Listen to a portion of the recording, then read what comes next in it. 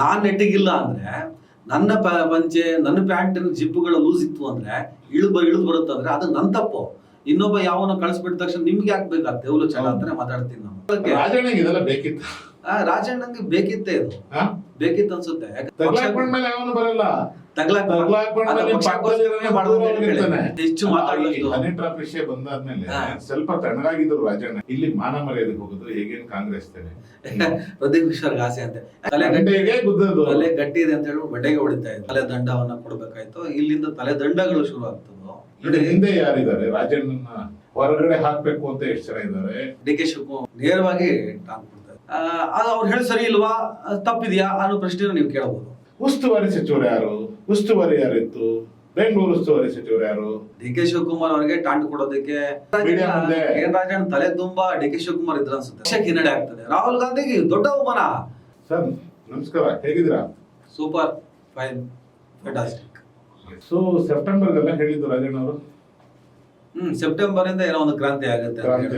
ಆ ಕ್ರಾಂತಿಯ ಹರಿಕಾರ ಆಗಸ್ಟ್ ತಿಂಗಳಲ್ಲೇ ತಾನು ತಲೆ ದಂಡವನ್ನ ಕೊಡ್ಬೇಕಾಯ್ತು. ಇಲ್ಲಿಂದ ತಲೆ ದಂಡಗಳು ಶುರು ಆಗ್ತದೋ, ಸರ್ಕಾರಗಳು ಅದರ್ತದೋ, ನಾವು ಸ್ವಲ್ಪ ಕಾದ್ ನೋಡ್ಬೇಕು. ರಾಜಕಾರಣದಲ್ಲಿ ಈಗ ಮುಗ್ಲೇದಿದೆಯಲ್ಲ, ಇದ್ರ ಬಗ್ಗೆ ತಮ್ಮ ಅನಿಸಿಕೆ ಏನು?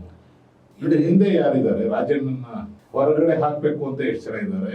ಈಗ ರಾಜಣ್ಣ ಅವರ ಸರ್ಕಾರ ರಚನೆ ಆದಾಗಿದ್ದರೂ ಒಂದು ಬಣ ರಾಜಕೀಯದ ಶೇಡ್ ನಲ್ಲಿ ನಡ್ಕೊಂಡು ಬಂದಂತ ವ್ಯಕ್ತಿ. ಡಿ ಕೆ ಶಿವಕುಮಾರ್ ಅವರನ್ನು ನೇರವಾಗಿ ಟಾಂಗ್ ಕೊಡ್ತಾ ಇದ್ರು. ಸಿಎಂ ಬದಲಾವಣೆ ಚರ್ಚೆಗಳಾಗ್ತಿದ್ದಾಗೆಲ್ಲ ಯಾವ್ದು ಖಾಲಿ ಇಲ್ಲ ರೀ ಅಂತಿದ್ರೆ ಎಲ್ಲ ಸರಿ ಇತ್ತು. ಈಗ ಒಂದು ಸರ್ಕಾರ ನಡೀತಿರ್ಬೇಕಾದ್ರೆ ಒಂದು ಸರ್ಕಾರದ ಒಳಗಡೆ ಸಿಎಂ ಯಾರಾಗ್ತಾರೆ, ಇನ್ನೊಬ್ರು ಯಾರಾಗ್ತಾರೆ, ಇಂಥ ಚರ್ಚೆಗಳಾದಾಗ ಈ ತರದ ಪ್ರತಿಕ್ರಿಯೆಗಳನ್ನು ನಾನು ನಿರಾಕರಿಸಕ್ಕೆ ಹೋಗಲ್ಲ ಪತ್ರಕರ್ತನಾಗಿ. ಆದರೆ ತೀರ ರಾಹುಲ್ ಗಾಂಧಿ ಇಡೀ ದೇಶವೇ ಬಹಳ ಆತಂಕದಿಂದ ಪ್ರಜಾಪ್ರಭುತ್ವದ ಆಶಯಗಳು ಸಾಯ್ತಾ ಇದಾವ, ಆ ಥರದೊಂದು ಬೆಳವಣಿಗೆ ಆಗ್ತಿದಾವ ಅಂತ ಹೇಳ್ಬಿಟ್ಟು ಇಡೀ ಪ್ರಪಂಚನೇ ಅಥವಾ ಇಡೀ ದೇಶನೇ ನೋಡ್ತಾ ಇರ್ಬೇಕಾದ್ರೆ ಅಂಥದ್ದೊಂದು ಹೋರಾಟವನ್ನ ರಾಹುಲ್ ಗಾಂಧಿ, ಯಾರು ರಾಹುಲ್ ಗಾಂಧಿ? ವಿರೋಧ ಪಕ್ಷದ ನಾಯಕ, ಸೆಂಟ್ರಲ್ ಜೊತೆ ಕಾಂಗ್ರೆಸ್ಸಿನ ಒಬ್ಬ ಮಹಾನಾಯಕ, ಕಾಂಗ್ರೆಸ್ ಪಕ್ಷದಲ್ಲಿರೋ ಒಬ್ಬ ನಾಯಕ. ಭಾರತ್ ಜೋಡೋ ಇರ್ಬೋದು, ಅನೇಕ ರೀತಿಯ ಹೋರಾಟಗಳನ್ನ ಸಂಘಟಿಸ್ತಿರುವಂತ ಒಬ್ಬ ನಾಯಕ. ಅಂತ ರಾಹುಲ್ ಗಾಂಧಿ ಮತಕಳ್ಳತನದಂತ ಒಂದು ಗಂಭೀರವಾದ ವಿಚಾರ ಇಟ್ಕೊಂಡು ಹೋರಾಟಗಳನ್ನ ಸಂಘಟಿಸ್ತಿರ್ಬೇಕಾದ್ರೆ, ಡಾಕ್ಯುಮೆಂಟ್ಗಳನ್ನ ಇಟ್ಕೊಂಡು ಓಡಾಡ್ತಿರ್ಬೇಕಾದ್ರೆ ಈ ಮನುಷ್ಯ ಅದು ಅವ್ರು ಹೇಳಿ ಸರಿ ಇಲ್ವಾ, ತಪ್ಪಿದ್ಯಾ ಅನ್ನೋ ಪ್ರಶ್ನೆ ನೀವು ಕೇಳಬಹುದು. ಸರಿ ತಪ್ಪು ಆಮೇಲೆ, ಆದ್ರೆ ಒಂದು ಪಕ್ಷ ಅಂದ ಮೇಲೆ ಒಂದು ಪ್ರೋಟೋಕಾಲ್ ಇರ್ತದೆ. ಒಂದು ಪಕ್ಷದ ಒಳಗಡೆ ವಿರೋಧ ಪಕ್ಷಗಳು ರಾಹುಲ್ ಗಾಂಧಿನ ಟೀಕೆ ಮಾಡ್ತಾ ಇರಬೇಕಾದಂತಹ ಈ ಸಂದರ್ಭದಲ್ಲಿ, ಚುನಾವಣಾ ಆಯೋಗ ನೋಟಿಸ್ ಕೊಡ್ತಾ ಇರಬೇಕಾದಂತಹ ಈ ಸಂದರ್ಭದಲ್ಲಿ ಒಬ್ಬ ಪಕ್ಷದ ಒಳಗಡೆ ಇರೋ ಒಬ್ಬ ಸಚಿವ, ಶಾಸಕ ಈ ತರದ ಒಂದು ನೇರವಾಗಿ ನಮ್ದೇ ಸರ್ಕಾರ ಇತ್ತು, 2024 ಲೋಕಸಭೆ ಚುನಾವಣೆಯಲ್ಲಿ ಆಗಿರೋದು ಎಡವಟ್ಟು, 2023 ಯಾರು ಗೌರ್ಮೆಂಟ್ ಇತ್ತು, ಮತ ಪರಿಷ್ಕರಣೆ ಮಾಡಿದ್ದು ಯಾರು ಆ ಚೀಟಿಗಳನ್ನ ನಾನು ಆರೋಪ ಮಾಡಿದ್ರೆ ಎಲ್ಲಿ ಹೋಗುತ್ತೆ ಸರ್ ಅದು? ಈಗ ರಾಜನಿಗೆ ಮೋಸ್ಟ್ಲಿ ಪ್ರೆಸೆಂಟೇಷನ್ ಮಾಡ್ಲಿಕ್ಕೆ ಬಂದಿಲ್ಲ ಅನ್ಸುತ್ತೆ. ಅಂದ್ರೆ ಅವ್ರು ಏನ್ ಹೇಳ್ಬೇಕಿತ್ತು ಆ ಪ್ರೆಸೆಂಟೇಷನ್ ಅದನ್ನ ರಾಂಗ್ ಆಗಿ ಕಲ್ಪಿಸಿಕೊಂಡ್ರ ಕಾಂಗ್ರೆಸ್ ನಾಯಕರು. ಏನಕ್ಕೆ ಅಂದ್ರೆ ಅವ್ರು ಹೇಳಿದ್ದು ಯಾರು ನೋಡ್ಕೋಬೇಕಿತ್ತು, ಮಹದೇವಪುರದಲ್ಲಿ ವೋಟರ್ ಐಡಿ ಸ್ಕ್ಯಾಮ್ ಆಗಿತ್ತು, ಏನೋ ಒಂದಾಯ್ತು, ಕಳ್ಳ ಓಟ್ ಹಾಕಿದ್ದಾರೆ, ಏನೋ ಇದೆಲ್ಲ. ಸೊ ಅದಕ್ಕೆ ಸಂಬಂಧಪಟ್ಟಂಗೆ ಉಸ್ತುವಾರಿ ಸಚಿವರು ಯಾರು, ಉಸ್ತುವಾರಿ ಯಾರಿತ್ತು, ಬೆಂಗಳೂರು ಉಸ್ತುವಾರಿ ಸಚಿವರು ಯಾರು, ಈ ಅಂಗಲ್ ಅವ್ರು ಕೊಡಕ್ ಹೋದ್ರ ಅಂತ ನನ್ನ ಅನಿಸಿಕೆ ಅಷ್ಟೇ. ಒಂದ್ ಸೆಕೆಂಡ್ ಡೈರೆಕ್ಟ್ ಆಗಿ ಡಿ ಕೆ ಶಿವಕುಮಾರ್ ಅವರಿಗೆ ಟಾಂಟ್ ಕೊಡೋದಕ್ಕೆ ಪ್ರಯತ್ನ ಪಟ್ರ ಅಂದ್ರೆ ಡಿ ಕೆ ಶಿವಕುಮಾರ್ ಆದ್ರೆ ಈಗ ಬಂದ್ ಬಿಡಿ. ನಿಮ್ಗೆ 2023 ಆ ಎಲೆಕ್ಷನ್ ಟೈಮಲ್ಲಿ ಅದನ್ನ ಯಾರ್ದು ಡಿಕ್ಲೇರ್ ಆಗಿರ್ಲಿಲ್ಲ. ಹೌದು, ಬಟ್ ನಿಮ್ಗೆ ಹೇಳಕ್ಕಾಗಲ್ಲ. ನಿಮ್ಗೆ ಅವರು ಯಾರನ್ನ ಉಲ್ಲೇಖಿಸಿ ಯಾರನ್ನ ತಲೆಯಲ್ಲಿ ಇಟ್ಕೊಂಡು ಸ್ಟೇಟ್ಮೆಂಟ್ ಕೊಟ್ರು ಅದು ಯಾರಿಗೆ ಹೋಗ್ಬಿಡುತ್ತೆ. ಅದಕ್ಕೆ ನಾನು ಹೇಳಿದ್ದು ಎನ್ ರಾಜಣ್ಣ ಪ್ರೆಸೆಂಟೇಷನ್ ಸರಿ ಮಾಡ್ಲಿಲ್ವಾ? ಎನ್ ರಾಜಣ್ಣ ತಲೆ ತುಂಬಾ ಡಿ ಕೆ ಶಿವಕುಮಾರ್ ಇದ್ರ ಅನ್ಸುತ್ತೆ, ನನಗೇನು ಗೊತ್ತಿಲ್ಲ. ಯಾಕಂದ್ರೆ ಡಿ ಕೆ ಶಿವಕುಮಾರ್ ತಲೆಯಲ್ಲಿ ಇಟ್ಕೊಂಡು ಹೇಳಕ್ ಹೋಗಿದ್ರೆ ಅದು ನೇರವಾಗಿ ರಾಹುಲ್ ಗಾಂಧಿ ಹೋಗಿ ಟಚ್ ಆಗಿದೆ ಅಂತ ಒಂದು ವಾದ. ನೋಡಿ, ಇದು ನಮ್ಮ ಕೆ ಎನ್ ರಾಜಣ್ಣ ಅವರು ಸತ್ಯ ಹೇಳಿದ್ರು ಸುಳ್ಳು ಹೇಳಿದ್ರು ಅನ್ನೋ ವಿಚಾರವನ್ನು ತಗೊಂಡ್ರೆ ಅವ್ರು ಕರೆಕ್ಟ್ ಆಗಿ ಹೇಳಿದ್ರು. ರಾಜಣ್ಣ ಕರೆಕ್ಟ್ ಆಗಿ ಹೇಳಿದ್ರೆ ಮತ ಪರಿಷ್ಕರಣೆ ಇಂಥದ ಕಾನ್ಸೆಪ್ಟ್ಗಳು ಅವ್ರ ಸರ್ಕಾರ ಯಾವ್ದಿತ್ತು, ನೀವು ಗಮನ ಇಟ್ಟು ನೋಡ್ಬೇಕಿತ್ತಲ್ಲ, ನಿಮ್ದಲ್ವಾ ಅದು? ಕರೆಕ್ಟ್ ಆಗಿ ಹೇಳಿದ್ರೆ ರಾಜಣ್ಣ, ತಪ್ಪೇನಿಲ್ಲ. ಆದರೆ ಒಂದು ಪಕ್ಷ ಅಂದಮೇಲೆ ಒಂದು ಪ್ರೋಟೋಕಾಲ್ ಇರ್ತದೆ. ನಾನು ಆರಂಭದಲ್ಲಿ ಅದೇ ಹೇಳಿದ್ದು, ಒಂದು ಪಕ್ಷದಲ್ಲಿರುವಂತ ಮಂತ್ರಿ ಇಡೀ ದೇಶವೇ ಅನುಮಾನಾಸ್ಪದವಾಗಿ ಅಥವಾ ಆತಂಕದಿಂದ ಒಬ್ಬ ವ್ಯಕ್ತಿಯನ್ನ ನೋಡ್ತಾ ಇರ್ಬೇಕಂದ್ರೆ, ಅರೆ ಏನೋ ಇದನ್ನ ನೀವು ಇಲ್ಲ ಅಂತ ಹೇಳಕ್ಕಾಗಲ್ಲ. ಒಂದು ಮನೆ 80 ಅಡಿಯ ಒಂದು ಮನೆ, 80 ಅಡಿಯ ಮನೆ ಒಳಗಡೆ 80 ಜನ ವಾಸ, 80 ಜನ ವೋಟರ್ ಐಡಿ ಸೃಷ್ಟಿಯಾಗಿದೆ ಅಂತ ಹೇಳ್ಬಿಟ್ಟು ರಾಹುಲ್ ಗಾಂಧಿ ಹೇಳ್ತಾರೆ. ಅನ್ಯಾರ ಗುರು ಕಿರಣ್ ಸಿಂಗ್ ಅಂತ ಹೇಳ್ತಾರೆ, ಅದ್ಯಾವುದೋ ಒಂದು ಲೇಡಿ ಹೆಸರು ಹೇಳ್ತಾರೆ, 2 ಸಲ ವೋಟ್ ಮಾಡಿದ್ರು ಅಂತ ಹೇಳ್ತಾರೆ.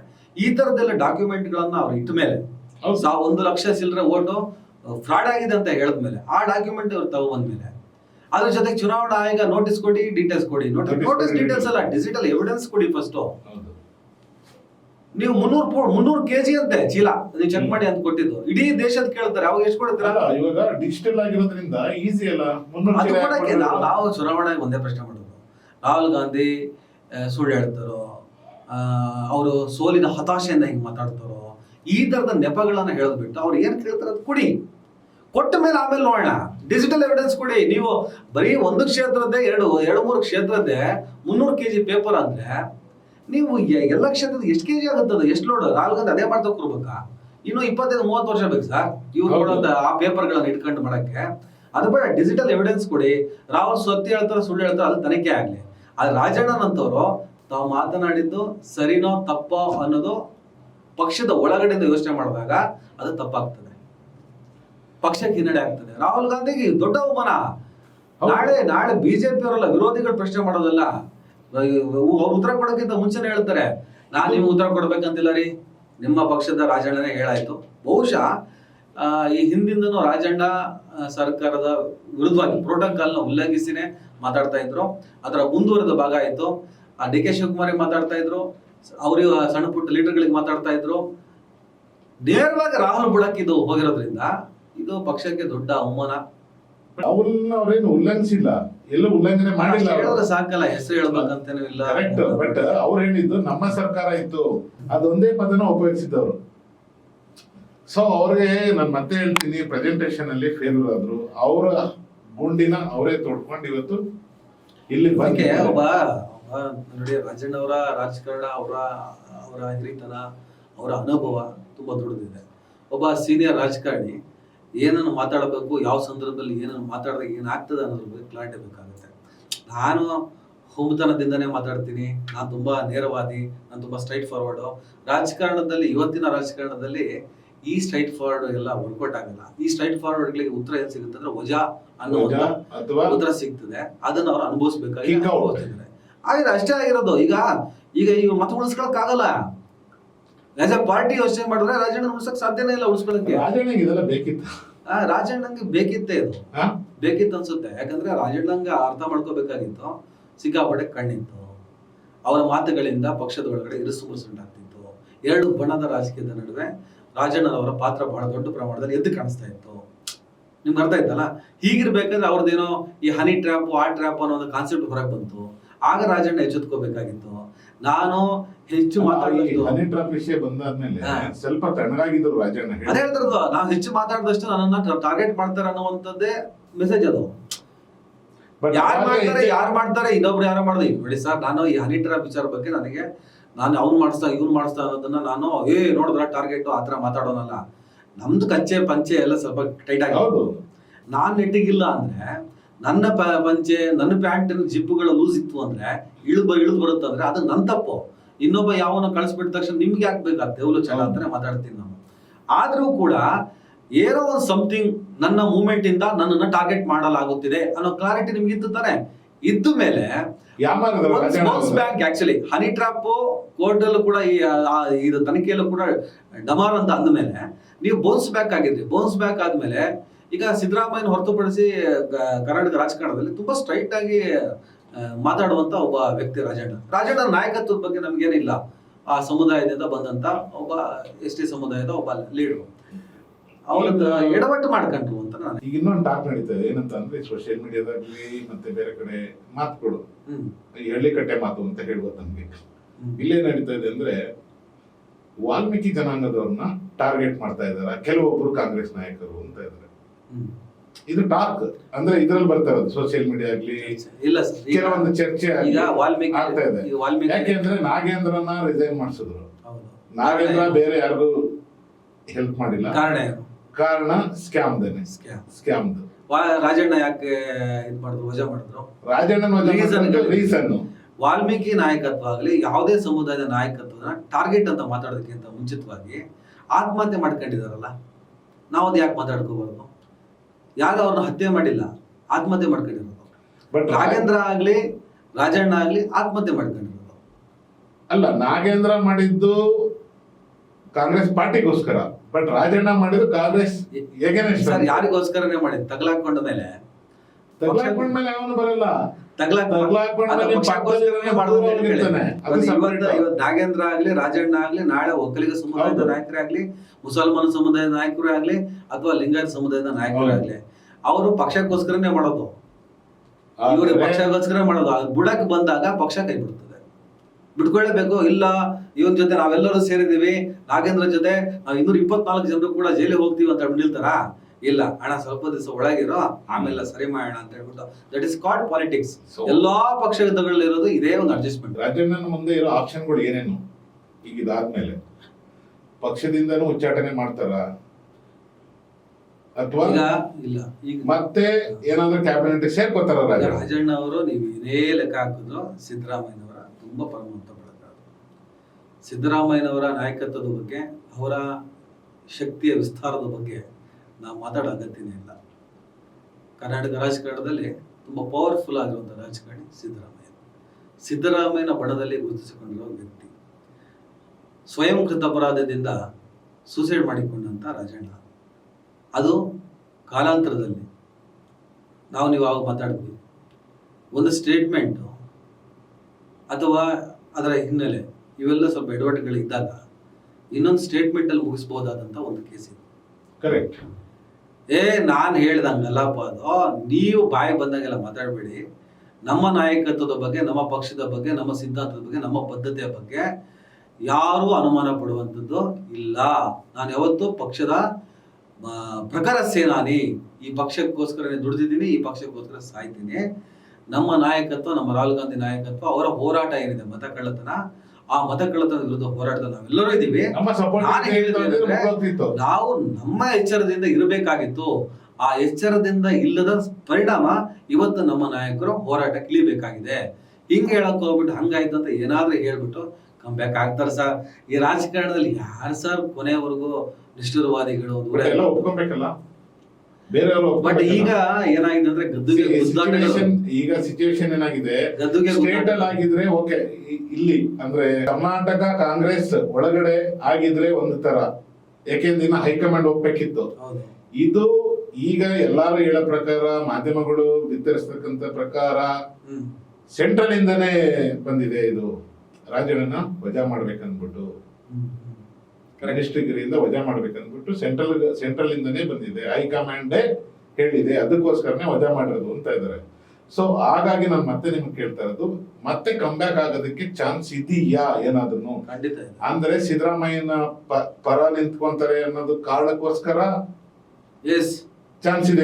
ಉಚ್ಚಾಟನೆ ಆಗಿದೆ, ಪಕ್ಷ ಉಚ್ಚಾಟನೆ ಮಾಡಿಲ್ಲ, ಆಗಿಲ್ಲ. ಈಗ ಬಿಜೆಪಿಯಲ್ಲಿ ಈಶ್ವರಪ್ಪ, ಯತ್ನಾಳ್ ಇವರೆಲ್ಲ ಉಚ್ಚಾಟನೆ ಆದವರು. ಇವ್ರು ಉಚ್ಚಾಟನೆ ಆದ್ರೂ ಕೂಡ ಒಂದು ಫೀಲ್ ಇದೆ, ಅಲ್ಲಿ ವಾಪಸ್ ಬಂದೇ ಬರ್ತಾರೆ. ಅವ್ರಿಗೆ ಈ ಪಕ್ಷ ಬಿಟ್ರೆ, ಈ ಸಿದ್ಧಾಂತ ಬಿಟ್ರೆ ಅವ್ರ ಉಳಿಗಾರ ಇಲ್ಲ. ಬೇರೆ ಹೊಸ ಕನಸುಗಳನ್ನ ಬಿತ್ತಿ, ಹೊಸ ಕನಸುಗಳನ್ನು ಕಟ್ಬಿಟ್ಟು ಇವರು ಸರ್ವೈವ್ ಅಂತ. ರಾಜಣ್ಣ ಸಚಿವ ಸ್ಥಾನದಿಂದ ವಜಾ ಆಗಿದ್ದಾರೆ. ಹೌದು, ಪಕ್ಷದಿಂದ ಅವ್ರನ್ನ ಉಚ್ಚಾಟನೆ ಮಾಡಿಲ್ಲ. ಈ ವಜಾ ಆಗೋದಕ್ಕೆ ಕೆಲವು ಕಾರಣಗಳಿದ್ದಾವೆ. ಆ ಕಾರಣಗಳನ್ನ ಅವ್ರು ಹೆಂಗ್ ಸಮಜಾಯಿಷಿ ಕೊಡ್ಕೊಂಡು ಸಮರ್ಥನೆ ಮಾಡೋಕ್ಕಾಗಲ್ಲ. ಆದ್ರೆ ನಾನು ಏನು ಹೇಳಿದೆ ಅನ್ನೋದನ್ನ ಬೇರೆ ರೀತಿಯಲ್ಲಿ ಅವರು ಹೇಳ್ಕೊಂಡು, ಆಮೇಲೆ ಸರ್ ಎಷ್ಟು ಶಾರ್ಟ್ ಟೈಮ್ ಸರ್ ಇವೆಲ್ಲ, ಜನರದ್ದು ಮೆಮೊರಿ ಶಾರ್ಟು. 15 ದಿವಸ 1 ತಿಂಗಳ ಕತೆ, ಅದಾದ್ಮೇಲೆ 2 ತಿಂಗಳ. ಈಗ ಸದ್ಯ ಗದ್ದುಗೆ ಗುದ್ದಾಟದ ಸಂದರ್ಭದಲ್ಲಿ ದೊಡ್ಡ ಥ್ರೆಟ್ ರಾಜಣ್ಣ ಅನ್ನುವಂಥ ಥ್ರೆಟ್ ಸೆಲ್ಫ್ ಸುಸೈಡ್ ಮಾಡ್ಕೊಂಡಿರೋದ್ರಿಂದ ಈಗ ಕ್ಷಮೆಯನ್ನ ಕೊಟ್ಟು ಅವ್ರದ್ದು ಮಾತಾಡಿದ ಹಂಗಲ್ಲ ಅಂತ ಉಳಿದ ಲೀಡರ್ಗಳೆಲ್ಲ ಸಮರ್ಥನೆ ಮಾಡಿಕೊಂಡು ಅವ್ರನ್ನ ಒಳಗಡೆ ಬಿಟ್ಕೊಳ್ಳೋದಕ್ಕೆ ಬಹುಶಃ ಸಿದ್ದರಾಮಯ್ಯನವ್ರಿಗೇನೋ ಆಸೆ ಇರ್ಬೋದು, ಆ ಬಳಗ ಸ್ವಲ್ಪ ಜನಕ್ಕೆ ಇಂಟ್ರೆಸ್ಟ್ ಇರ್ಬೋದು, ಮತ್ತೆ ಯಾರಿಗೂ ಇಂಟ್ರೆಸ್ಟ್ ಇರಲ್ಲ. ಸೊ ಹಾಗಾದ್ರೆ ಇಸ್ ಇಟ್ ಡೌಟ್ಫುಲ್ 50-50? ಯಾರ್ಕಾರ ಬಾಲ್ ಹಾಕೋನ್ನ ಸ್ವಲ್ಪ ಸೈಡಲ್ಲಿ ಇಟ್ಬಿಟ್ಟು ಆರಾಮಾಗಿ ಡಿಫೆನ್ಸ್ ಆಡೋರ್ನ ಮೇಂಟೈನ್ ಮಾಡೋಣ ಅಂತ ಪ್ಲಾನ್ ಮಾಡ್ತಾರೆ. ರಾಜಣ್ಣ ಮುಂಚೆನೆ ಹೇಗ್ ಬೇಕಾಗಿ ಮಾತಾಡ್ತಾ ಇದ್ರು, ಅಂದ್ರೆ ಒಂದ್ ಪ್ರಾಪರ್ ವೇ ಅವ್ರ ಮೈಂಡ್ ಅಲ್ಲಿ ಏನಿತ್ತು ಅದನ್ನ ಮಾತಾಡ್ತಾ ಇದ್ರು. ಈಗ ಎಲ್ಲಾ ಕಡೆಯಿಂದ ಹೊರಗಡೆ ಬಂದಾಗಿದೆ, ಮಂತ್ರಿ ಸ್ಥಾನ ಇಲ್ಲ, ಅದನ್ನ ಯೋಚನೆ ಮಾಡ್ಬೇಕು ಬೇರೆಯವರು. ಇನ್ನ ಹೊರಗಡೆ ಬಂದು ಹೌದಪ್ಪ ನಂದು ಯಾವ್ದೋ ಹನಿ ಟ್ರಾಪ್ ಸಿಡಿ ತೋರ್ಸಿದ್ರಿ, ನಾನು ಹಂಗೂ ಮಂತ್ರಿಗಿರ್ಲಿ ಸಮಾಧಾನವಾಗಿ ಬಂದೆ, ಆಯ್ತು. ಈ ಮಂತ್ರಿಗಿರಿ ಕಿತ್ತಾಕಿದ್ರಲ್ವಾ, ಹಗ್ಗ ಇಲ್ಲ ಮೂಗ್ದಾರ ಇಲ್ಲ, ನಾನು ಆಡಿದ್ದೇನೆ, ಪಕ್ಷದಿಂದನೂ ವಜಾ ಮಾಡ್ತೀರಾ, ಮಾಡ್ಕೊಳ್ರಿ ನೋಡೋಣ ಅಂತ ಹೋದ್ರೆ ಇಲ್ಲಿ ಮಾನ ಮರ್ಯಾದೆಗೆ ಹೋಗೋದು ಹೇಗೇನು ಕಾಂಗ್ರೆಸ್ ತಾನೆ. ಅವಾಗ ಹೇಗ್ ಮಾಡ್ತಕ್ಕಾಗತ್ತೆ, ಏನ್ ಮಾಡಕ್ಕಾಗುತ್ತೆ ಕಾಂಗ್ರೆಸ್ಗೆ? ಅಲ್ಲ, ನಿಮಗೆ ನಾನು ಯಾವಾಗಲೂ ರಾಜಣ್ಣನ ವಿಚಾರ ಬಂದಾಗ ಒಂದು ಚರ್ಚೆ ಮಾಡುತ್ತೇನೆ. ನಿಮ್ಮ ನಾಯಕತ್ವ ಚೆನ್ನಾಗಿದೆ, ನಿಮ್ಮ ಸಿದ್ಧಾಂತದ ಬಗ್ಗೆ ಡೌಟ್ ಇಲ್ಲ, ಬಟ್ ತಲೆ ಗಟ್ಟಿ ಇದೆ ಅಂತೇಳಿ ಬಂಡೆ ಚಚ್ಕೋಬಾರ್ದು. ನಾನು ಏನು ಬೇಕಾದ್ರೆ ಮಾತಾಡೋದು, ಬಂಡೆಗೆ ಚಚ್ಚಕ್ ಹೋಗ್ತಾರಲ್ಲ ಸರ್, ಬಂಡೆಗೆ ಚಚ್ಚಿದವರು, ತಲೆ ಗಟ್ಟಿ ಇದೆ ಅಂತ ಹೇಳಿ ಬಂಡೆಗೆ ಹೊಡಿತಾ ಇದ್ರು. ಬಂಡೆ ಹೊಡೆದ್ರೆ ತಲೆ ಸಿಡಿತದೆ, ಹಾಗಂತ ತಲೆ ಮತ್ತು ಬಂಡೆ, ನಾನು ಹೇಳ್ತಾ ಇರೋದು ಒರಿಜಿನಲ್ ಬಂಡೆ. ನಾವು ಹೇಳ್ತಾ ಇರೋದು ಒರಿಜಿನಲ್ ಬಂಡೆನೆ ಸರ್. ಆ ಬಂಡೆ ಹೊಡೆದ ತಲೆ ಹೊಡೆದಾಗ್ತದೆ, ಯಾಕೆಂದ್ರೆ ಡಿ ಕೆ ಶಿವಕುಮಾರ್ ಬಂಡೆ ಕರೀತಾರೆ. ಹಂಗಂದ್ರೆ ಈಗ ಏನಾಗುತ್ತೆ ನಿಮ್ಗೆ, ತಲೆ ಗಟ್ಟಿ ಇದೆ ಅಂತ ರಾಜಣ್ಣ ಹೋಗ್ಬಿಟ್ಟು ಬಂಡೆ ಹೊಡ್ಕೊಂಡ್ರು, ತಲೆ ಹೊಡೆದೋಯ್ತು ಅಂದ ತಕ್ಷಣ ನಾವು ಡಿ ಕೆ ಶಿವಕುಮಾರ್ ಸಿಕ್ಕಾಪಟ್ಟೆ ಸ್ಟ್ರಾಂಗ್ ಅಂತ ಹೇಳ್ದಂಗಾಗುತ್ತೆ, ರಾಜಣ್ಣ ವೀಕ್ ಅಂತ ಹೇಳ್ದಂಗಾಗುತ್ತೆ. ಇವ್ರು ಸ್ಟ್ರಾಂಗು ಇವ್ರು ವೀಕು ಅನ್ನೋ ಚರ್ಚೆಗಿಂತ ಹೆಚ್ಚಾಗಿ ಪ್ರಾಕ್ಟಿಕಲ್ ಆಗಿ ಒಂದು ಬಂಡೆಗೆ ತಲೆನ ಹೊಡೆದ್ಕೊಂಡು ತಲೆ ಒಂದ್ ರೀತಿ ಡಿ ಕೆ ಶಿವಕುಮಾರ್ ಸ್ಟ್ರಾಂಗ್ ಇರೋದು. ಡಿ ಕೆ ಶಿವಕುಮಾರ್ ಪಕ್ಷ ಕಟ್ಟಿದ ಮನುಷ್ಯ. ಡಿ ಕೆ ಶಿವಕುಮಾರ್ ಕಾಂಗ್ರೆಸ್ ಪಕ್ಷಕ್ಕೋಸ್ಕರ ಇವತ್ತೇನು ಅಧಿಕಾರಕ್ಕೆ ಬಂದಿದೆ, ಸಿದ್ದರಾಮಯ್ಯನವರ ಪ್ರಭಾವ ಎಷ್ಟು ಮಟ್ಟಿಗೆ ಕೆಲಸ ಮಾಡಿದ್ಯೋ ಡಿ ಕೆ ಶಿವಕುಮಾರ್ ಅವರ ಪಾತ್ರ ಇದೆಯಲ್ಲ ಅದನ್ನ ಯಾವತ್ತೂ ನಿರಾಕರಣೆ ಮಾಡೋಕ್ಕಾಗಲ್ಲ. ಡಿ ಕೆ ಶಿವಕುಮಾರ್ ಸಂಘಟನೆ ಇದೆಯಲ್ಲ ನಿರಾಕರಣೆ ಮಾಡೋಕ್ಕಾಗಲ್ಲ. ಡಿ ಕೆ ಶಿವಕುಮಾರ್ ಮತ್ತೆ ಸಿದ್ದರಾಮಯ್ಯ ಸೇರಿದ್ದಕ್ಕೆ ಇಷ್ಟು ಸೀಟ್ ಬಂದಿರೋದು. ಇಬ್ಬರಲ್ಲಿ ಒಬ್ಬರೇ ಒಂದೇ ಪರಿಶ್ರಮ ಇದ್ದಿದ್ರೆ ಯಾವುದೇ ಕಾರಣಕ್ಕೂ ಇಷ್ಟು ಸೀಟ್ ಬರ್ತಾ ಇರಲಿಲ್ಲ. ಬಟ್ ಡಿ ಕೆ ಶಿವಕುಮಾರ್ ಅವರು ಯಾರೇ ಏನೇ ಹೇಳಿದ್ರು ಅವರು ಡಿ ಕೆ ಶಿವಕುಮಾರ್ ವಿಚಾರದಲ್ಲಿ ತುಂಬಾ ಇಂಪಾರ್ಟೆಂಟ್. ರಾಜಣ್ಣ ಅವರೆಲ್ಲ ಡಿ ಕೆ ಶಿವಕುಮಾರ್ ವಿಚಾರದಲ್ಲಿ ಉಡಾಫೆ ಮಾತಾಡ್ತಿದ್ದಾಗ ಒಂದು ಚರ್ಚೆ ಬಂದು, ಮುಖ್ಯಮಂತ್ರಿ ಪಟ್ಟದ ಚರ್ಚೆ. ಡಿ ಕೆ ಶಿವಕುಮಾರ್ ಯಾಕೆ ಆಗ್ಬಾರ್ದು? ಕಾಂಗ್ರೆಸ್ ಪಕ್ಷದ ಹಲವಾರು ದಶಕಗಳ ಸಿದ್ಧಾಂತಗಳನ್ನ ನೋಡ್ತಾ ಬನ್ನಿ, ಅವ್ರು ಬಂದಂತ ಒಂದು ಥಾಟ್ ಆಫ್ ಪ್ರೊಸೆಸ್ ನೋಡ್ತಾ ಬನ್ನಿ. ಒಬ್ಬ ಅಧ್ಯಕ್ಷ ಆದವರು ಮುಖ್ಯಮಂತ್ರಿ ಆಗಿದ್ದು ಎಸ್ ಎಂ ಕೃಷ್ಣ ಅಂತ ನೋಡಿ.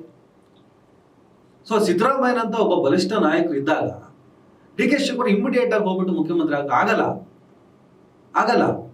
ಅದಕ್ಕೂ ಸಮಯ ಸಂದರ್ಭ ಬರಲೇಬೇಕು. ಹಾಗಾದ್ರೆ ಡಿ ಕೆ ಶಿವಕುಮಾರ್ ಮುಖ್ಯಮಂತ್ರಿ ಆಗ್ಬಾರ್ದು ಅಂತ ಯಾರು ಹೇಳಿದ್ರು? ಆಗ್ಬೇಕು. ಡಿ ಕೆ ಶಿವಕುಮಾರ್ ಎಫರ್ಟ್ ಇದೆ, ಸಂಘಟನೆ ಇದೆ ಸರ್. ಕೆಪಿಸಿಸಿ ಅಧ್ಯಕ್ಷ ಆದ್ಮೇಲೆ ಡಿ ಕೆ ಶಿವಕುಮಾರ್ ಸಂಘಟನೆ ಖರ್ಚು ಮಾಡಿದ ದುಡ್ಡಿದೆಯಲ್ಲ, ಅಥವಾ ಸಂಘಟನೆಗೋಸ್ಕರ ಯುವಕರನ್ನ ಯುವ ಪೀಳಿಗೆಯನ್ನ ಪ್ರೋತ್ಸಾಹಿಸೋದು. ಲ್ಯಾಂಗ್ವೇಜ್ ಪ್ರಾಬ್ಲಮ್ ಇರ್ಬೋದು, ಬಾಡಿ ಲ್ಯಾಂಗ್ವೇಜ್ ಪ್ರಾಬ್ಲಮ್ ಅಂದ್ರೆ ಸ್ವಲ್ಪ ಡಿ ಕೆ ಶಿವಕುಮಾರ್ ರಫ್ ಅಂತ ಕಾಣಿಸ್ತಾರೆ ಸರ್. ಹಂದು ಬಸ್ನಲ್ಲಿ ಕೆಲವ್ರನ್ನ ಹಿಡ್ಕೋಬೇಕು ಅಂದಾಗ ಸ್ವಲ್ಪ ಸ್ಟ್ರಾಂಗ್ ಆಗ್ಲೇಬೇಕಾಗ್ತದೆ. ನಾವು ಎಲ್ಲದನ್ನು ಫ್ರೀ ಆಗಿ ಬಿಡಕ್ಕೆ ಏನು ಇಷ್ಟ ದಿನೇಶ್ ಗುಂಡೂರಾವ್ ಇದ್ರಪ್ಪ. ಹೌದು, ದಿನೇಶ್ ಗುಂಡೂರಾವ್ ಕೆಪಿಸಿಸಿ ಅಧ್ಯಕ್ಷ, ಸಾಫ್ಟ್ ಮ್ಯಾನ್, ಸೈಲೆಂಟ್ ಆಗಿರೋಂಥ ಮನುಷ್ಯ. ಈಗ ಧರ್ಮಸ್ಥಳ ಪ್ರಕರಣದಲ್ಲಿ ಬಿಗುವಿನ ವಾತಾವರಣ ಇದೆ, ಪರಸ್ಪರ ಸಂಘರ್ಷಗಳು ಕ್ಲಾಶ್ ಆಗುವಂತ ಒಂಥರ ಇಡೀ ಪ್ರಪಂಚ ತುಂಬಾ ಗಮನ ಇಟ್ಟು ನೋಡ್ತಾ ಇರೋ ಪ್ರಕರಣ.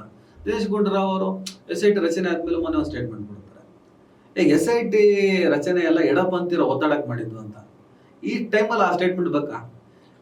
ಈಗ ನಿಮಗೆ ಒಂದು ಫೋರ್ಸ್ ಎದುರಿಸಕ್ಕೆ ಆಗ್ತಾ ಇಲ್ಲ ಅಂದಾಗ, ಅದು ಆಂಟಿ ಫೋರ್ಸು, ನಿಮ್ಮ ವಿರುದ್ಧದ ಫೋರ್ಸು ಇಲ್ಲ, ನೀವು ನಿಮ್ಮದು ಸುಳ್ಳಿನ ಪ್ರಹಾರ ಆಗ್ತಿದೆಯಾ, ಅದನ್ನ ಎದುರಿಸಕ್ ಆಗಿಲ್ಲ ಅಂತ ತಕ್ಷಣ ಹಿಂಗ್ ಸ್ಟೇಟ್ಮೆಂಟ್ ಕೊಟ್ರೆ ತನಿಖೆ ದಿಪ್ಪದ ಒಂದು ಪ್ರೆಸರ್ಗೋಸ್ಕರ SIT ರಚನೆ ಮಾಡಿದ್ರು ಅಂತಾರಲ್ಲ, ಇವರು is the one of the cabinet minister. ಮತ್ತೆ ಅವ್ರದ್ದು ಇಲ್ಲಪ್ಪ ಮಾಡಂಗಿಲ್ಲ, SIT ಮಾಡಂಗಿಲ್ಲ ಅಂತ ಹೇಳುವುದಾಗಿತ್ತು. ಆ ಡಿಸಿಷನ್ ತಗೊಂಡಿರುವಂತ ಸರ್ಕಾರದೊಳಗೆ ನೀವು ಇದೀರಲ್ಲ, ಎಡಪಂಥೀರ ಪ್ರಜರಿಗೆ ನೀವು SIT ರಚನೆ ಆಯ್ತು ಅಂತ ಹೇಳಲ್ಲ, ಅದಾಗೋದಕ್ಕೆ ನೀವು ಒನ್ ಆಫ್ ದ ರೀಸನ್ ಅಲ್ಲ. ಪ್ರಜರಿಗೆ ಯಾಕೆ ಕೆಲಸ ಮಾಡ್ತೀರಿ? ಇದು ನೋಡಿ, ನಾನು ಇದನ್ನ ಯಾಕೆ ಹೇಳಿದ್ರೆ, ಡಿ ಕೆ ಶಿವಕುಮಾರ್ ಕೆಪಿಸಿಸಿ ಅಧ್ಯಕ್ಷ ಆಗಿ ಸಣ್ಣ ಪುಟ್ಟದಕ್ಕೆಲ್ಲ ಈ ತರದ ನಡೆಸ್ಕೊಳ್ಳುವಂತ ಕೆಲಸ ಮಾಡದೆ ಬಂದಂತ ಒಬ್ಬ leader D K Shivakumar. So Shivakumar ಅವರನ್ನ ಪದೇ ಪದೇ ರಾಜಣ್ಣ ಅವರು ಕೇಳ್ತಿದ್ದಾಗ ಅದು ಸರಿ ಅಲ್ಲ ಅಂತ ನಮ್ಗೆ ಅನಿಸ್ತಾ ಇತ್ತು. ಕರೆಕ್ಟ್, ಸರಿ ಇಲ್ಲ ಅಂತ ಅನಿಸ್ತಾ ಇತ್ತು. ಯಾಕಂದ್ರೆ ಡೆಡಿಕೇಶನ್, ಎಫರ್ಟ್, ಆಸೆ ಯಾಕಿರಲ್ಲ ಸರ್? ಇದ್ದೇ ಇರುತ್ತೆ ಮನುಷ್ಯನ್ ಮುಖ್ಯಮಂತ್ರಿ ಆಗ್ಬೇಕು ಯಾಕೆ ಆಸೆ ಇರುತ್ತೆ? ಅಲ್ಲಲ್ಲ ಎಲ್ಲಾರು ಒಂದು ಹೋರಾಟ ಮಾಡಿರ್ತಾರೆ, ಒಂದು ಪೊಸಿಷನ್. ಪ್ರದೀಪ್ ಈಶ್ವರ್ ಏನಾದ್ರೂ ಈ ತರ ಆಸೆ ಪಟ್ಟಿದ್ರೆ, ಎಕ್ಸಾಂಪಲ್ ನಾನು ಮುಖ್ಯಮಂತ್ರಿ ಆಗ್ಬೇಕು ಅಂತ ಆಸೆ ಪಟ್ಟಿದ್ರೆ, ನಾವು ಮತ್ತೆ ನೀವಿಬ್ರು ಒಂದು 10 ನಿಮಿಷ ನಗಾಡ್ಬಿಟ್ಟು ಟೀ ಕುಡ್ಕೊಂಡು ಸುಮ್ಮನೆ ಪ್ರದೀಪ್ ಈಶ್ವರ್ಗೆ ಆಸೆ ಅಂತೆ. ಯಾಕಂದ್ರೆ ಬಂದಿದ್ದಾರೆ, ಆಗಿದ್ದಾರೆ, ಆ ಗೆಲುವನ್ನು ನಾವು ನಿರಾಕರಿಸಕ್ಕಾಗಲ್ಲ. ಆಗಿದ್ದಾರೆ, ಅದೊಂದು ಅವ್ರ ಶಕ್ತಿ, ಅದು ಪ್ರದೀಪ್ ಈಶ್ವರ್ ಆಗಿದ್ದಾರೆ. ಅವ್ರು ನಾನು ಮುಖ್ಯಮಂತ್ರಿ ಆಗ್ಬೇಕು ಅಂತ ಏನಾದ್ರು ಮಾತಾಡಿದ್ರೆ ಅದಕ್ಕೆ ನಾವು ನಗಬಹುದು, ಅದನ್ನ ಬೇಕಾದ್ರೆ ನಿರಾಕರಿಸಬೇಕು. ಡಿ ಕೆ ಶಿವಕುಮಾರ್ ಸ್ಟೇಟ್ಮೆಂಟ್ ನಾನು ಮುಖ್ಯಮಂತ್ರಿ ಆಗ್ಬೇಕಂದ್ರೆ ಅದನ್ನ ನಿರಾಕರಿಸಕ್ ಸಾಧ್ಯನೇ ಇಲ್ಲ. ಈಗ ಚುನಾವಣಾ ಆಯೋಗದ ಬಗ್ಗೆ, ಕೇಂದ್ರ ಚುನಾವಣಾ ಆಯೋಗದ ಮೇಲೆ ತುಂಬಾ ಹೋರಾಟ ಮಾಡ್ತಾ ಇದ್ದಾರೆ ರಾಹುಲ್ ಗಾಂಧಿ ಅವರು. ಇದರಿಂದ ಏನೆಲ್ಲ ಸಮಸ್ಯೆಗಳಾಗ್ಬೋದು ಅಂದ್ರೆ, ಈ ರಾಜಣ್ಣ ಅವರ ಹೇಳಿಕೆಯಿಂದ ಏನೆಲ್ಲ ಸಮಸ್ಯೆ ಆಗ್ಬೋದು? ಈಗ ಆಲ್ರೆಡಿ ಎಲ್ಲ ಪೇಪರ್ಗಳಲ್ಲೆಲ್ಲ ಬಂದಾಗಿದೆ, ಎಲ್ಲ ಮಾಡಾಗಿದೆ ಸರ್. ಬಟ್ ಅದೇ ಸ್ಟ್ಯಾಂಡ್ ನಿಲ್ಲುತ್ತಾ ಸರ್? ಈಗ ಎಕ್ಸಾಂಪಲ್ ನಮಗೆ ನೋಡಿ, ಈ ದೇಶದ ಚುನಾವಣಾ ವ್ಯವಸ್ಥೆಯಲ್ಲಿ EVM ಬಗ್ಗೆ ನಮಗೆ ಡೌಟ್ ಸ್ಟೋರ್ ಆಗಿದೆ. ಮೊದಲು ಭಾರತ ಒಂದು ಅದ್ಭುತವಾದ ಪ್ರಜಾಪ್ರಭುತ್ವ ದೇಶ, ಇದೊಂದು ಅದ್ಭುತವಾದ ಒಕ್ಕೂಟ ವ್ಯವಸ್ಥೆ. ಈ ವ್ಯವಸ್ಥೆಯಲ್ಲಿ ಒಂದು ಚುನಾವಣಾ ಪ್ರಕ್ರಿಯೆ ಅಂತ ನಡೆಯುತ್ತೆ. ಆ ಚುನಾವಣೆ ಈ ದೇಶದ ಭವಿಷ್ಯವನ್ನು ತೀರ್ಮಾನ ಮಾಡುತ್ತೆ. 100 ಕೋಟಿ ಜನರ ಭವಿಷ್ಯವನ್ನ ತೀರ್ಮಾನ ಮಾಡೋದೇ ಈ ಚುನಾವಣಾ ವ್ಯವಸ್ಥೆ. ಈ ಚುನಾವಣಾ ವ್ಯವಸ್ಥೆಯ ಒಳಗಡೆ ಒಂದಿಷ್ಟು ಅನುಮಾನಗಳು ಬಂದಾಗ US ಸೇರಿದ ಹಾಗೆ ಅನೇಕ ರಾಷ್ಟ್ರಗಳು EVM ಅನ್ನ ಬ್ಯಾನ್ ಮಾಡಿದ್ದಾರೆ. ಮೈನ್ ರೀಸನ್ ಏನ್ ಕೊಟ್ಟಿದೆ ಹೇಳಿ? UK ಸೇರಿದಂಗೆ ಅನೇಕ ರಾಷ್ಟ್ರಗಳು ಭದ್ರತಾ ಸಮಸ್ಯೆ ಮತ್ತು ಪಾರದರ್ಶಕತೆ, ಅದು ಹ್ಯಾಕ್ ಆಗುವಂತ ಅಪಾಯನೂ ಇದೆ, ಪಾರದರ್ಶಕವಾಗಿ ಚುನಾವಣೆ ಆಗಲ್ಲ ಅಂತ. ಅದ್ರ ಮೇಲೆ ನಾವು ಅನುಮಾನ ವ್ಯಕ್ತಪಡಿಸಿದಾಗ ಅದೇ ಬೇಕು ಅನ್ನೋ ಹಠ ಯಾಕೆ? Very simple. ನಾನೊಬ್ಬ ಕಾಮನ್ ಮ್ಯಾನ್ ಪ್ರಶ್ನೆ ಮಾಡ್ತಾ ಇದ್ದೀನಿ, ಇಲ್ಲಪ್ಪ ಅದೇ ಬೇಕು, ಯಾಕೆ ಬೇಕು? ಇಲ್ಲಪ್ಪ ಅದು ಬೇಗ ಮುಗಿಸ್ಬೋದು. ಬೇಗ ಮುಗಿಸ್ಬೇಡ್ರಿ, 3 ತಿಂಗಳು ತಗೊಳ್ರಿ. ಏನಾಗಬೇಕಾಗಿದೆ ನಮ್ಗೆ? ಇಲ್ಲ ನಿಮ್ಗೆ ಅದು ಗಿಣಿಸಕ್ಕೆ ಜನ ಜಾಸ್ತಿ ಬೇಕು ಸರ್. 140 ಕೋಟಿ ಜನರು 10 ಕೋಟಿ ಜನ ಯೂಸ್ ಮಾಡ್ಕೊಳ್ಳಿ ಸರ್. ಇದು ಉಡಾಫೆ ಅನ್ಸ್ಬೋದು. ನೀವು ಮ್ಯಾನ್ ಪವರ್ನ, ರಿಸೋರ್ಸ್ಗಳನ್ನ ನೆಪ ಇಟ್ಕೊಂಡು ಜಾರ್ಕೋಬೇಡಿ. ಯಾವುದೋ ಒಂದು ದೇಶದಲ್ಲಿ ಬೇಡ ಅಂತ ಅನ್ಸಿರುವಂತ ಪ್ರಾಡಕ್ಟ್ ಅನ್ನು ಯಾಕೆ ನೀವು ಬೇಕು ಅಂತ ಹಠ ಮಾಡ್ತೀರಾ? ಈ ಒತ್ತಡಗಳು, ಈ ನಿರಾಕರಣೆಗಳು, EVM ಸೆಟ್ಟಿಂಗ್ ಇಷ್ಟೆಲ್ಲ ಆರೋಪಗಳನ್ನು ಕೇಳ್ಕೊಂಡು ಯಾಕೆ ತರ್ತೀರಾ? ಬ್ಯಾಲೆಟ್ ಪೇಪರ್ ತನ್ನಿ ಸರ್, 3 ತಿಂಗಳಲ್ಲ 6 ತಿಂಗಳ ತಗೊಳ್ಳಿ ಇದು ಕೌಂಟಿಗೆ. ಯಾವನಿಗೆ ಇದು ದರ್ದಿದೆ? ತಲೆ ಕೆಡಿಸ್ಕೊಳ್ಳಲ್ಲ ಜನಕ್ಕೆ ಪಾರದರ್ಶಕವಾಗಿ ಪ್ರಾಮಾಣಿಕವಾದಂತ ಚುನಾವಣೆ ನಡಿಬೇಕಾಗಿದೆ, ಅದನ್ನು ಮಾಡಿ ಅಂತ ಆಯ್ತು. ಅದ್ರ ಮೇಲೆ ಡೌಟ್ ಇದ್ದಾಗಲೇ ಮತ ಕಳ್ಳತನ ಎವಿಡೆನ್ಸ್ ಇಟ್ಕೊ ಬಂದಿದೆ ರಾಹುಲ್ ಗಾಂಧಿ. ನೀವು ಅದನ್ನ ನಿರಾಕರಿಸಕ್ಕಾಗಲ್ಲ. ನೋಟಿಸ್ ಕೊಟ್ಬಿಟ್ಟು ಅದು ಕೊಡಿ ಇದು ಕೊಡಿ, ಪೇಪರ್ ಇಟ್ಕೊಂಡಿದಾರಲ್ಲ, ಹೌದು ತೋರಿಸ್ತಾ ಇದಾರಲ್ಲ, ಶೋ ಮಾಡ್ತಾ ಇದಾರಲ್ಲ. 40 80 ಅಡಿ ಮನೇಲಿ 80 ಜನ ಹೆಂಗಿರಕ್ ಸಾಧ್ಯ? ಅದು ಎಲ್ಲ ಕೊಡ್ತಾ ಇದಾರಲ್ಲ. ಮತ ಕಳ್ಳತನ ಅನ್ನೋದು ನಡೆದಿಲ್ಲ ಅಂತಲ್ಲ.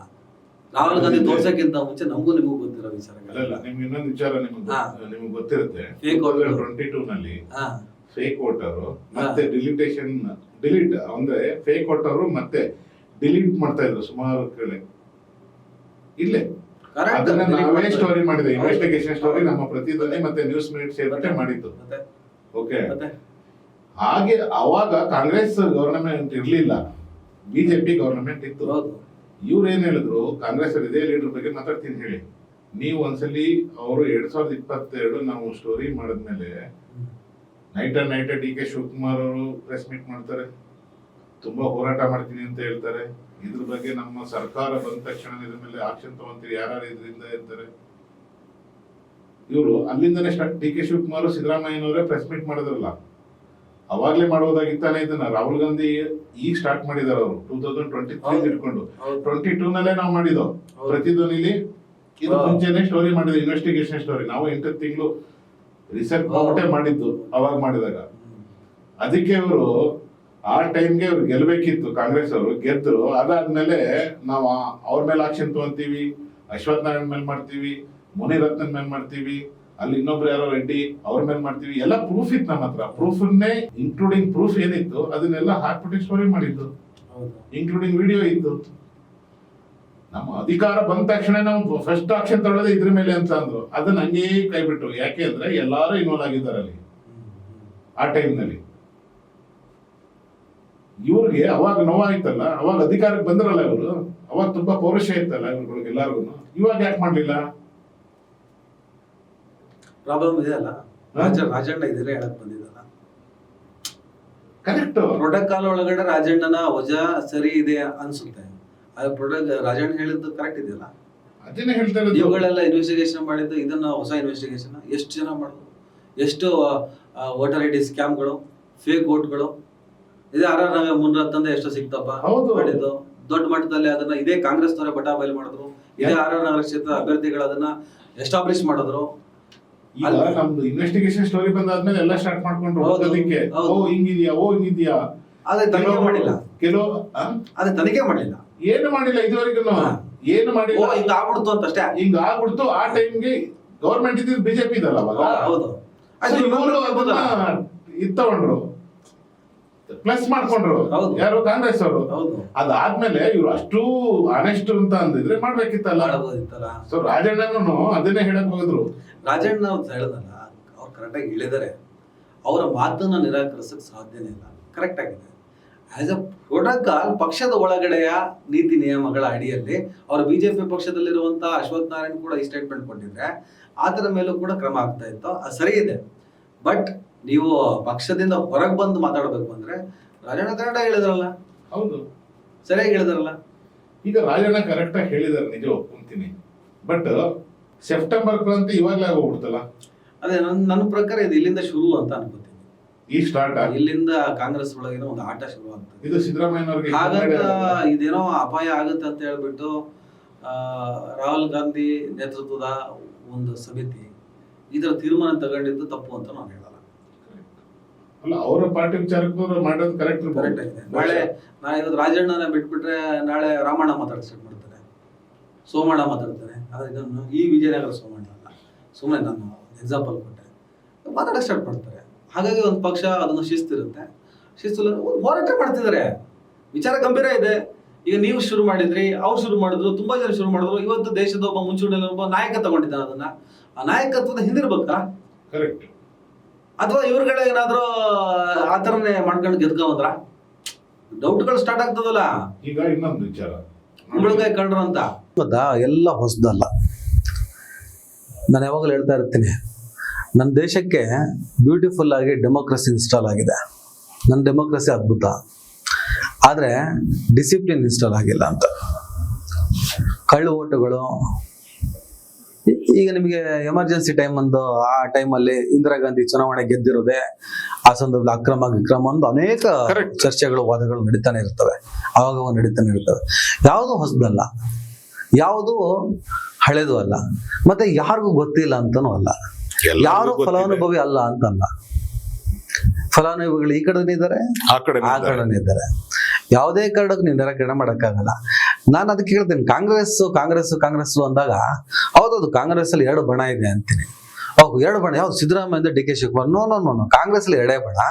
ಒಂದು ಬಣದ ಹೆಸರು ಕಾಂಗ್ರೆಸ್, ಇನ್ನೊಂದು ಬಣದ ಹೆಸರು ರಾಹುಲ್ ಗಾಂಧಿನೇ ಬೇರೆ, ಈಗಿನ ಕಾಂಗ್ರೆಸ್ ಬೇರೆ. ಒರಿಜಿನಲ್ ಕಾಂಗ್ರೆಸ್ ಏನಿದೆ ಆ ಥಾಟ್ ಆಫ್ ಪ್ರೊಸೆಸ್ ಅಲ್ಲಿ ರಾಹುಲ್ ಗಾಂಧಿ ಹೋಗ್ತಾ ಇದ್ದಾರೆ. ಈಗಿನ ಕಾಂಗ್ರೆಸ್ ಬೇರೆ ಇದೆ. ಈಗಿನ ಕಾಂಗ್ರೆಸ್ ನಾಯಕತ್ವ ಸ್ವಾರ್ಥ. ನೀವು ಕಾಂಗ್ರೆಸ್ ಬಗ್ಗೆ ಹೇಳಿದ್ರಿ, ಅವತ್ತು ನಾವು ಅವ್ರಿಗೆಲ್ಲಾ ಮಾಹಿತಿಗಳನ್ನ ಕೊಟ್ವಿ. ಇನ್ವೆಸ್ಟಿಗೇಷನ್ ಮಾಡೋ ಸಂದರ್ಭದಲ್ಲಿ, ಅಧಿಕಾರಕ್ಕೆ ಬಂದ ಸಂದರ್ಭದಲ್ಲಿ ಬಾಯಿ ಮುಚ್ಕೊಂಡಿದ್ದಾರೆ. ಕಾಂಗ್ರೆಸ್ಸೇ ಹಾಗೆ. ವಿರೋಧ ಪಕ್ಷದಲ್ಲಿದ್ದಾಗ ಒಂದು ಕಾಂಗ್ರೆಸ್, ಅಧಿಕಾರದಲ್ಲಿ ಕಾಂಗ್ರೆಸ್ ಕಂಪೇರ್ ಟು ಬಿಜೆಪಿ ಹೋಲಿಕೆ ಮಾಡಿದ್ರೆ ಕಾಂಗ್ರೆಸ್ ಸರ್ಕಾರಗಳಿದಾವಲ್ಲ ಅದು ಒಳ್ಳೆ ಗೌರ್ಮೆಂಟ್ಗಳು ಅಂತಾನೆ ನಾವು ಕನ್ಸಿಡರ್ ಮಾಡ್ತೀವಿ. ಬಿಕಾಸ್ ಸಿದ್ದರಾಮಯ್ಯನಂತವರ ನಾಯಕತ್ವದ ಬಗ್ಗೆ ನಮಗಿರೋ ನಂಬಿಕೆ ಅದು. ಆದ್ರೆ ಕೆಲವು ವಿಚಾರದಲ್ಲಿ ಇವ್ರುಗಳು ವಿರೋಧ ಪಕ್ಷ ಇದ್ದಾಗಲೇ ಇವ್ರ ಆರ್ಭಟ ಬೇರೆ, ಅಧಿಕಾರಕ್ಕೆ ಬಂದಾಗಲೇ ಇವರ ನಡವಳಿಕೆಗಳೇ ಬೇರೆ. ಎಷ್ಟೋ ಪ್ರಕರಣ ಗೊತ್ತಿಲ್ಲದಂಗೆ ಇರ್ತಾರೆ. ನಾವು ಬಂದ್ರೆ ಹಂಗ್ ಮಾಡ್ತೀವಿ, ಹೆಂಗ್ ಮಾಡಿದ್ರಿ, ಏನೇನ್ ಮಾಡಿದ್ರಿ.